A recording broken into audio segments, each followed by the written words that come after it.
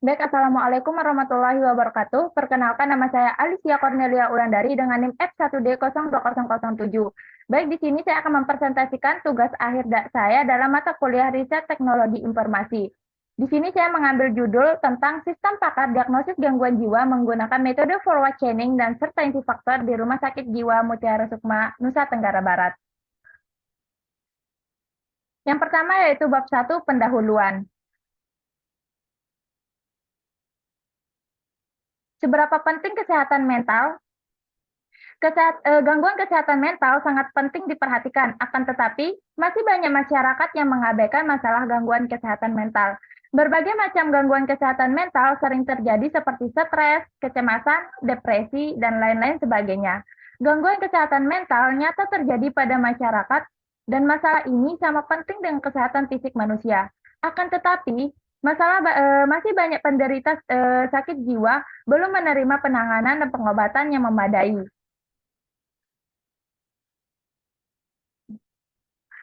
Dan terjadi peningkatan kasus gangguan jiwa dari tahun ke tahun. Pada tahun 2017 tercatat 30 pasien gangguan jiwa pada anak, dan pada tahun 2018 terjadi peningkatan menjadi 40 kasus. Meningkatnya kasus gangguan mental merupakan tanda bahwa masyarakat harus lebih meningkatkan kesadaran dan memperhatikan kondisi mentalnya. Metode manual masih sering digunakan dalam memahami dan mempelajari aspek kesehatan mental pada manusia. Dalam ilmu psikologi seperti metode survei dan kuesioner, dan hal ini dinilai kurang efektif dan efisien. Terjadi peningkatan penderita gangguan jiwa dari tahun ke tahun dan keterbatasan tenaga kesehatan tentu cukup sulit untuk memadai kebutuhan tersebut. Sehingga dibuatlah sistem pakar diagnosis gangguan jiwa untuk mempermudah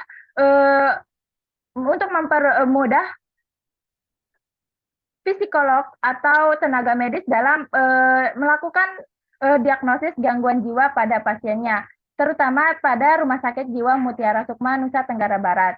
Di sini saya menggunakan dua metode. Yang pertama itu forward chaining, yaitu salah satu metode sistem pakar yang mencari atau menelusuri solusi melalui masalah. Yang kedua yaitu certainty factor, yaitu suatu metode untuk membuktikan ketidakpastian pemikiran seorang pakar.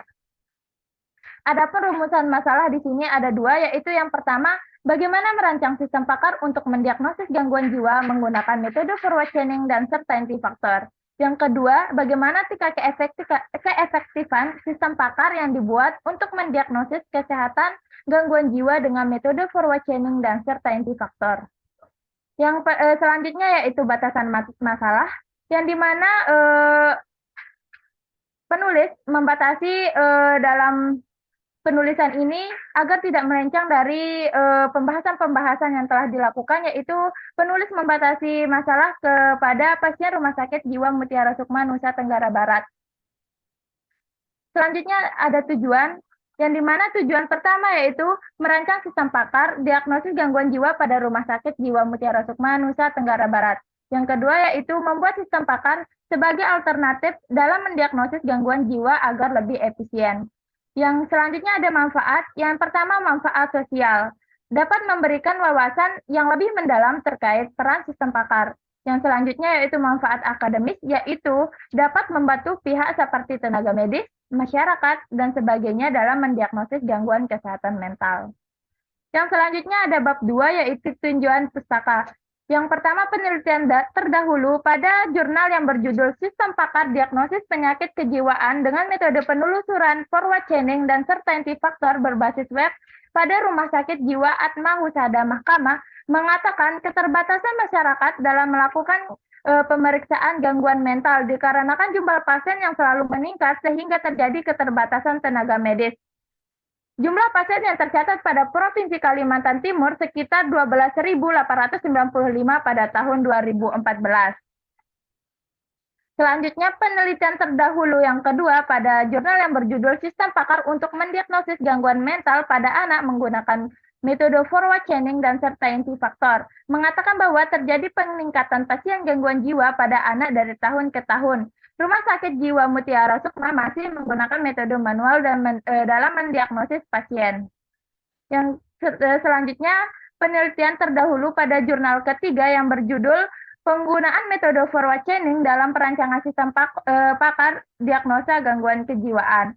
Masalah yang dihadapi manusia yang tidak terbatasi dapat menyebabkan jaringan saraf otak manusia terganggu. Dan untuk mencegah gangguan mental dibutuhkan seorang ahli untuk melakukan diagnosa penyakit gangguan mental dan melakukan konsultasi dari seorang ahli. Dan itu membutuhkan biaya yang tidak sedikit sehingga dapat menghambat dalam pencegahan gangguan mental.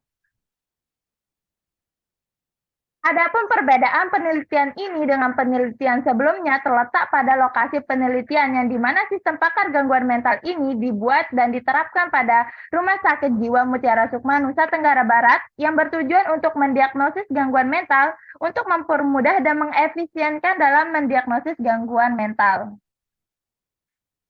Yang selanjutnya yaitu bab 3, metode penelitian. Di sini ada alat dan bahan yang dimana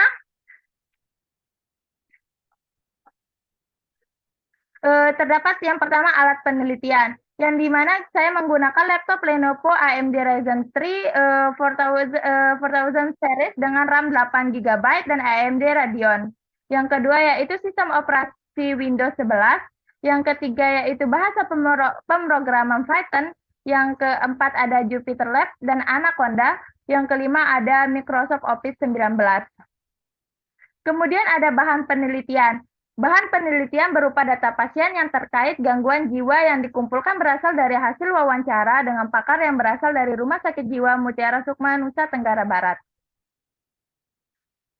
Selanjutnya yaitu ada diagram alir penelitian. Pada pelaksanaan penelitian ini terdapat beberapa tahapan yang telah dilalui. Yang pertama yaitu start, yang kedua pengumpulan data, yang ketiga analisis sistem, yang keempat ada perancangan sistem, yang kelima ada pembangunan model, yang selanjutnya pengujian model, dan di sini terjadi looping atau perulangan yang dimana pada pengecekan model apakah berjalan dengan baik, maka dia akan melanjutkan ke tahap selanjutnya yaitu implementasi sistem. Jika model berjalan dengan tidak baik, maka dia akan mengulang lagi dengan pada tahap pembangunan model.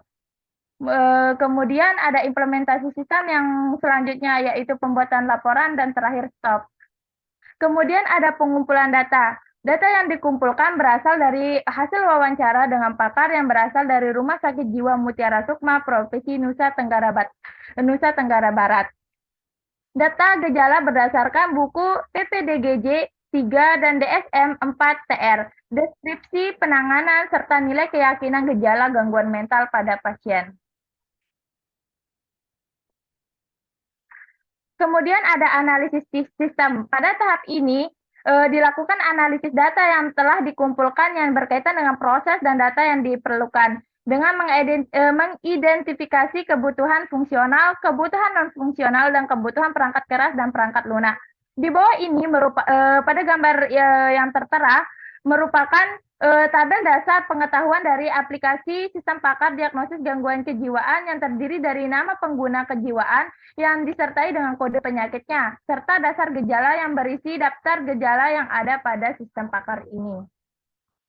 Dapat dilihat pada gambar di sini, pada kode penyakit dengan kode P1 dan nama gangguannya itu demensia, dengan kode gejala G001 yang dasar gejala yaitu daya ingat jangka pendek terganggu, dan seterusnya. Kemudian terdapat perancangan sistem. Adapun tahapan-tahapan yang terjadi pada perancangan sistem ini yaitu yang pertama, presentasi pengetahuan, yaitu pengumpulan data atau koleksi pengetahuan yang ditransformasikan dari pengetahuan seorang pakar dan literatur-literatur yang berkaitan dengan permasalahan. Yang kedua yaitu mesin inferensi. Dalam sistem pakar, proses inferensi dilakukan dalam satu modul yang disebut inferensi engineering, yaitu mesin inferensi. Yang ketiga yaitu pemilihan teknik inferensi, yaitu metode inferensi runut maju yang berarti menggunakan himpunan aturan kondisi aksi. Dalam metode ini, data digunakan untuk menentukan aturan mana yang akan dijalankan. Yang kemudian di sini ada pengembangan model. Perancangan sistem dilakukan untuk menentukan bagaimana suatu sistem menyelesaikan suatu permasalahan. Adapun struktur sistem pakar gangguan jiwa dapat dilihat pada foto yang telah disediakan. Di sini terdapat pengguna yang dimana pengguna dalam hal ini yaitu keluarga pasien atau masyarakat terdekat yang menggunakan sistem untuk melakukan konsultasi mengenai gangguan jiwa yang dialami oleh pasien serta mendapatkan informasi untuk solusi penanganan yang bisa dilakukan. Yang kedua ada antarmuka yaitu merupakan mekanisme yang digunakan oleh pengguna sistem dan sistem pakar agar dapat berkonsultasi. Yang ketiga ada gejala gangguan mental. Gejala gangguan mental ini berdasarkan berupa tanda-tanda dan atau ciri-ciri yang dapat dirasakan pasien penderita gangguan mental. Dapat digunakan oleh sistem sebagai masukan dan selanjutnya akan diproses agar menghasilkan hasil diagnosis. Yang selanjutnya yaitu ada pakar yaitu memiliki peranan penting dalam pembangunan sistem ini. Dokter spesialis gangguan jiwa berperan sebagai pakar untuk dapat memberikan data dan informasi mengenai deskripsi, gejala, penanganan, serta nilai keyakinan setiap gejala gangguan mental pada pasien. Yang kemudian ada akuisisi pengetahuan, yaitu merupakan proses untuk mengumpulkan data pengetahuan. Yang selanjutnya ada knowledge engineering, yaitu merupakan mekanisme yang digunakan untuk menghubungkan sistem pakar dengan pakarnya agar informasi yang didapatkan dari pakar dapat diterjemahkan kemudian dijadikan dasar dalam membentuk bisnis pengetahuan. Yang selanjutnya yaitu ada basis pengetahuan, merupakan dasar yang digunakan untuk mengambil keputusan sistem pakar yang mengandung pengetahuan. Yang terakhir ada mesin inferensi, merupakan otak dari sistem pakar tersebut, di mana di dalamnya dilakukan proses untuk menghasilkan informasi dari fakta yang diketahui. Selanjutnya yaitu ada pengujian model, yang dimana dalam penelitian ini melakukan pengujian dengan tiga sistematis, dengan tiga cara, yaitu yang pertama black box, yang kedua perhitungan teoritis, yang ketiga yaitu akurasi sistem. Selanjutnya ada implementasi sistem. Pada tahap implementasi sistem, dilakukan pembuatan sistem berdasarkan dengan perancangan yang sudah dibuat. Kemudian akan diimplementasikan ke dalam program. Dapat dilihat alur dalam pengimplementasian sistem yaitu yang pertama mulai, yang kedua registrasi online, yang ketiga login, di mana di sini terjadi perulangan. Jika user berhasil login, maka dia akan langsung dihadapkan dengan proses rekam. Akan tetapi jika dia gagal login, maka dia akan mengulangi pada tahap login. Kemudian ada tampilan hasil diagnosa, yang kemudian selanjutnya laporan hasil diagnosa, dan terakhir selesai. Cukup sekian presentasi dari saya, kurang dan lebihnya mohon maaf. Wabillahi taufiq wal hidayah. Assalamualaikum warahmatullahi wabarakatuh.